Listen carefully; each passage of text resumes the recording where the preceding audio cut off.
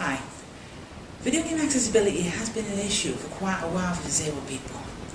I've noticed this quite a lot myself.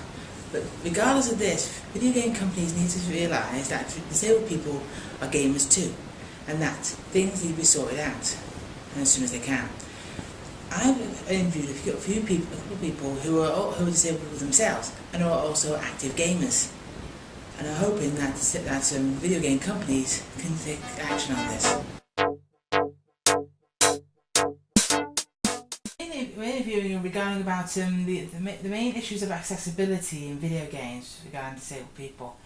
Would you know what the main issues are that in video games that is for disabled people?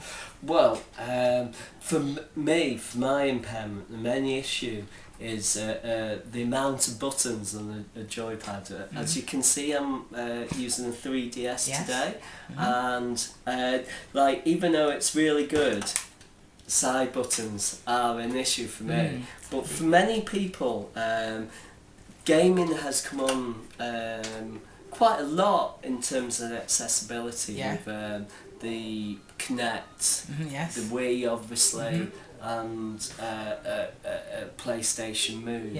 So even though they're not in the main for serious gamers, apart from Wii, they have a little bit.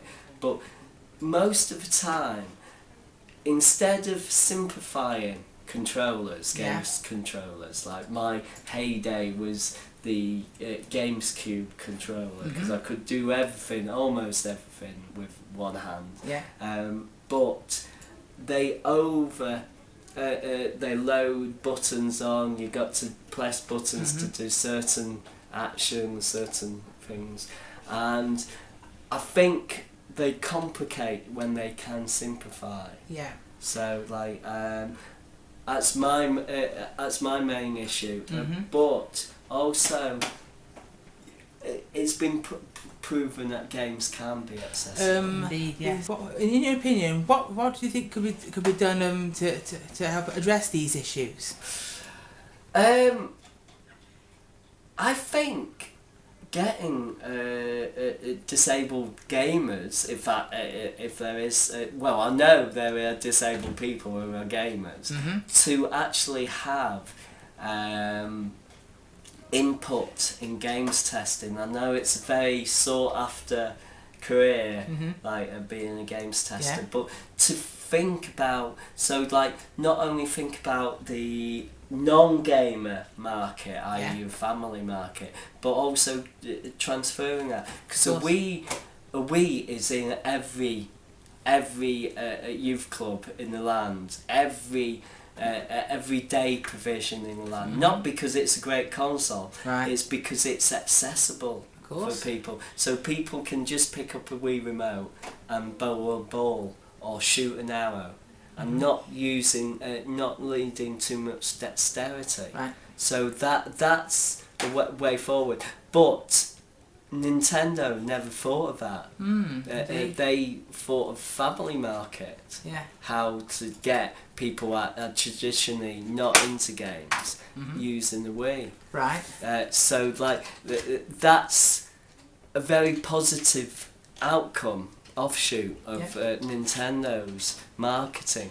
But where they haven't picked up is they haven't gone into looking at more accessibility features for getting games in a lot of aspects. Where Nintendo have focused on it, at least both Microsoft and Sony, they haven't even thought about it. Thank you, Phil, for the interview.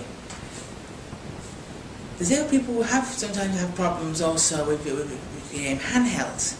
Although handhelds are very easy to use for most people, disabled people can sometimes struggle with them. I've got an example right here of one that Phil himself already showed recently, and it is this one, the Nintendo 3DS. Of course, it can be accessible for most disabled people, but sometimes it can't be. Most disabled people may have mobility impairments, and when that happens, that occurs, that can be an issue in its own self, because most video game consoles usually require the use of both hands. As Phil has shown in his example, he he had an issue regarding about some certain systems where it requires the use of 2 hands. For example, using the main controls itself as well as the stylus, which is right here. Yeah.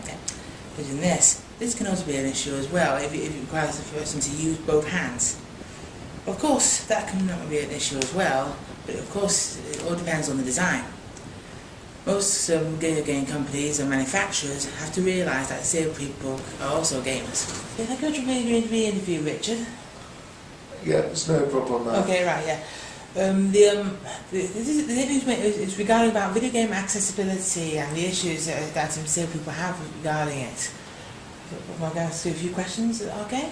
That's absolutely fine. Okay, that's great, okay. Well, first of all, what have you found has been the main barrier for disabled people accessing video games? I think it's multi-button games. Yeah, control. As the games have got more complex in terms of graphics, yes, and gameplay, then so has the number of buttons you have to press to do a particular move or do a particular act within a video game. I think in terms of like visual impairments and stuff like that, I'm okay.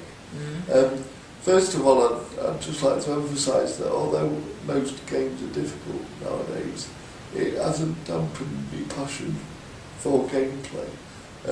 I think it's correct to raise the issue of audio-visual issues for individuals, and I think, as you've said previously, but it does need emphasising, the only way we're going to change that is if disabled people and those with impairments play an integral role at the inception or the design of the game from the beginning and become games testers and game developers, really, because we have to understand that if you make it accessible for those with impairments, it makes it accessible for everybody.